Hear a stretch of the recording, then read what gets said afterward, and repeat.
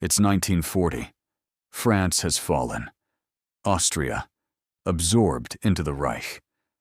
Italy is an Axis power. Germany controls almost everything to the north and east. And right here, in the middle of all of it, surrounded on every side by fascism, war, and occupation, sits Switzerland. Untouched. No invasion. No occupation. No surrender. For 6 years, the most destructive war in human history burned around them, and Switzerland just sat there. How? That's the question most people never think to ask. We all grow up hearing Switzerland is neutral, like it's a law of nature, like it's gravity. But neutrality doesn't stop tanks. Neutrality doesn't stop bombs. Neutrality didn't save Belgium. It didn't save the Netherlands. It didn't save Norway. So why did it save Switzerland? To understand how Switzerland survived, you have to start with the ground itself. Switzerland is not flat. The Swiss Alps cover nearly 2/3 of the country. These are not gentle rolling hills. These are vertical walls of rock and ice, narrow passes, deep valleys, and peaks that rise above 4,000 meters. For a modern mechanized army, the kind Germany built its entire strategy around, this terrain is a nightmare. Tanks need flat ground. Supply trucks need wide roads. Blitzkrieg, the lightning warfare that crushed Poland in weeks and France in 6, depends on speed, on momentum, on rolling across open country faster than the enemy can react. Switzerland offered none of that. Every road into the country passes through a valley or across a bridge or through a mountain tunnel. There are a limited number of entry points, and every single one of them is a bottleneck. But here's the thing. Geography alone does not explain survival. Belgium had rivers. France had the Maginot Line, a concrete fortress stretching across its entire eastern border. Greece had mountains. They all fell. Geography gives you an advantage. What you do with that advantage is what determines whether you survive. And what Switzerland did was something extraordinary. They turned their entire country into a weapon. In the summer of 1940, France had just surrendered. The German army was now on Switzerland's western border, its northern border, and through Austria and Italy, its southern and eastern borders too. The Swiss general, Henri Guisan, called a meeting. Not in Bern, not in a government building. He gathered the entire senior officer corps on a meadow called the Rütli, a place steeped in Swiss national mythology. It's the spot where, according to legend, the original Swiss cantons swore their oath of confederation in 1291. The symbolism was deliberate. Guisan stood in front of his officers and laid out a plan that would define Switzerland's survival strategy for the rest of the war. It was called the National Redoubt. If Germany invades, the Swiss army will not try to hold the borders. They knew they couldn't. Switzerland had roughly 400,000 men under arms. Germany had millions. Instead, the Swiss would do something radical. They would retreat. They would pull the entire army back into the Alps, into a network of fortified positions carved directly into the mountains. Bunkers, tunnels, artillery positions hidden inside rock faces, supply depots buried underground. The civilian population in the lowland cities would be left behind. The army would survive in the mountains and fight a prolonged guerrilla war from terrain that no invading force could effectively control. But that wasn't the most important part of the plan. The most important part was what they would destroy on the way in. The Swiss rigged their own infrastructure with explosives. Every major bridge, every key tunnel, every mountain pass. If Germany invaded, Switzerland would blow it all. Every road in, every road through, every rail line. And this is where the calculation gets brilliant, because Switzerland wasn't just any piece of land. The Gotthard Tunnel and the Simplon Tunnel were two of the most critical transportation links between Germany and Italy, between Hitler and Mussolini. Germany needed those tunnels, war materials, supplies, troops. The Axis depended on Swiss rail infrastructure to connect its northern and southern fronts. Switzerland looked at Hitler and essentially said, "Invade us, and we will destroy the thing you need most. You will win nothing but rubble." It was a suicide switch, and it worked. But the redoubt wasn't Switzerland's only defense. There was something else. Something that made Switzerland fundamentally different from almost every other country in Europe. Its people were armed. Switzerland had, and still has, a system of universal military service. Every able-bodied male citizen was trained, issued a rifle, and expected to keep that weapon at home. Not in a barracks, not in an armory. At home, in the closet, by the door. By the time war broke out, Switzerland could mobilize hundreds of thousands of trained soldiers within days. Not professional soldiers in the traditional sense, but citizens who knew how to shoot, knew the terrain, and had every reason to fight. There is a famous story, likely apocryphal but widely told, about a German officer who visited Switzerland before the war. He observed Swiss militia soldiers training and asked a Swiss officer, "You have 500,000 men. What would you do if I invaded with 1,000,000? The Swiss officer reportedly answered, "Shoot twice and go home." Whether or not that conversation ever happened, it captures something real about the Swiss posture. This was not a country that would collapse at the first sign of pressure. The cost of invasion would be enormous, and the prize, a destroyed, mountainous, hostile territory, would be worthless. Hitler considered invading. There was a plan. It was called Operation Tannenbaum. It was drawn up, studied, and debated. It was never executed. So far, this might sound like a heroic story.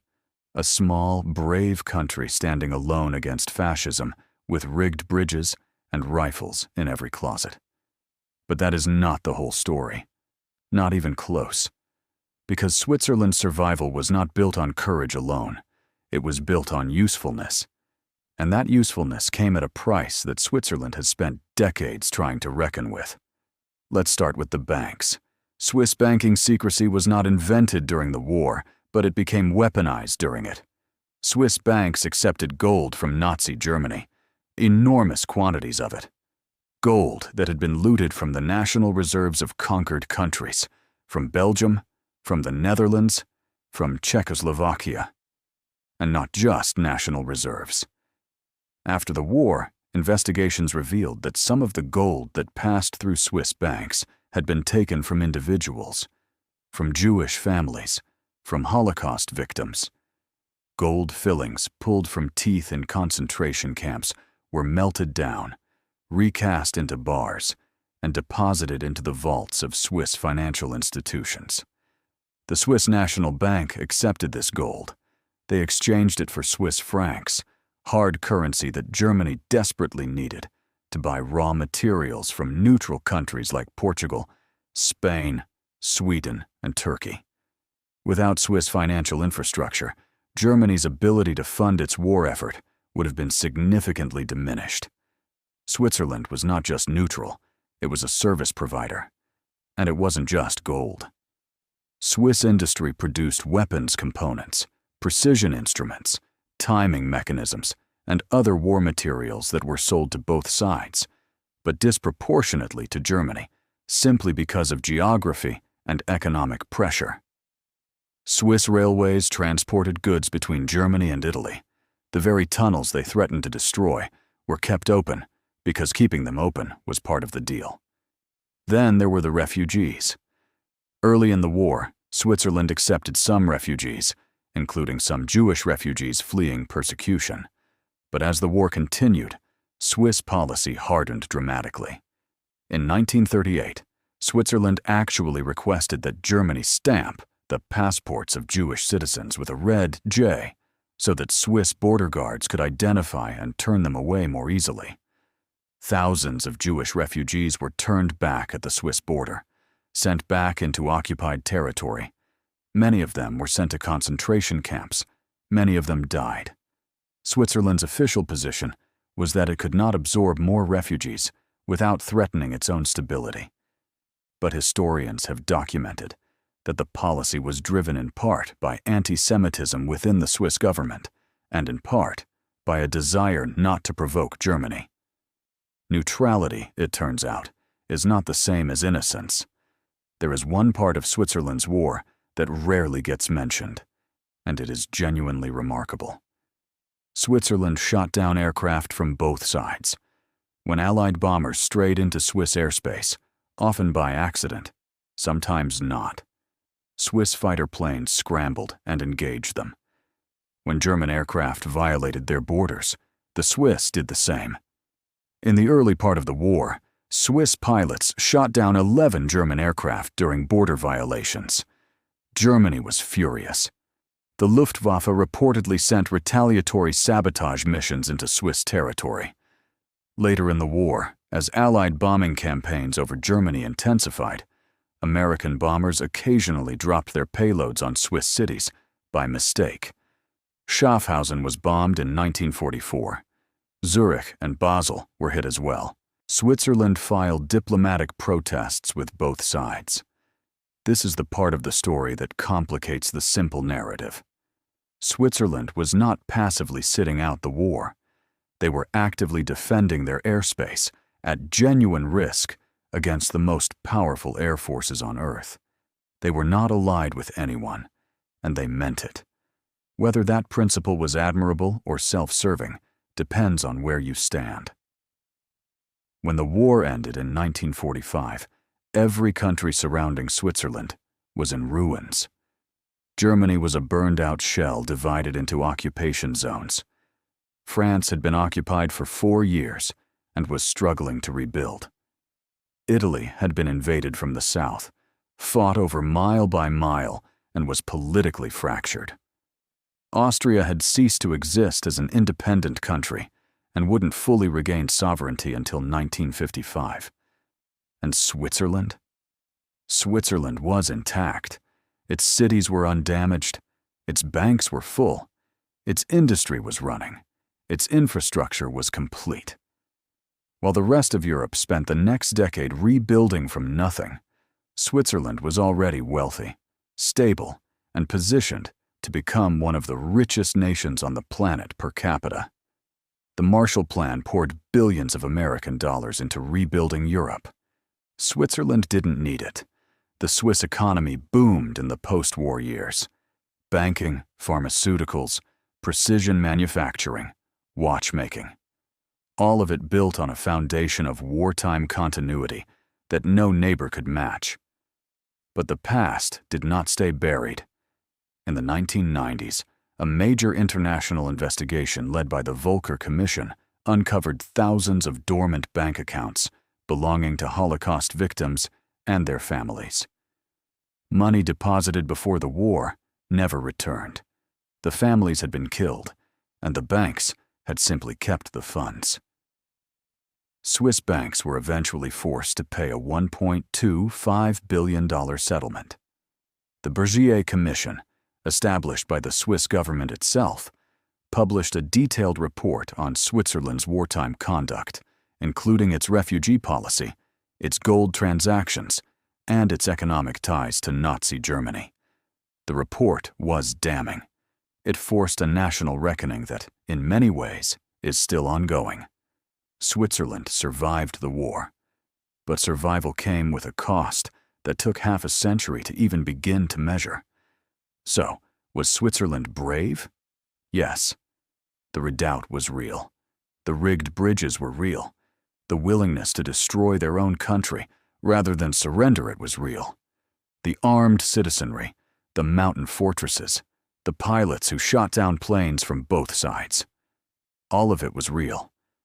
But was Switzerland innocent? No. They profited from the deadliest war in history. They laundered stolen gold. They turned refugees away at the border. They kept the trains running for a regime that was committing genocide. And that is the uncomfortable truth about neutrality in a world at war. It is not a position above the conflict. It is a position within it. Every country that chose not to fight still had to choose what it would do instead. And those choices had consequences. For the bankers who accepted the gold, for the border guards who turned families away, for the men who came home from those borders and never spoke about what they had seen. Switzerland didn't just survive the Second World War, it made a deal with it. And the terms of that deal are still being read today. Next time we're going back to the trenches, July 1st, 1916. The Battle of the Somme, the bloodiest single day in British military history, and one of the most devastating miscalculations of the entire war. Until then, thank you for watching Notes from the Past. If this one made you think, share it with someone. These stories deserve to be heard.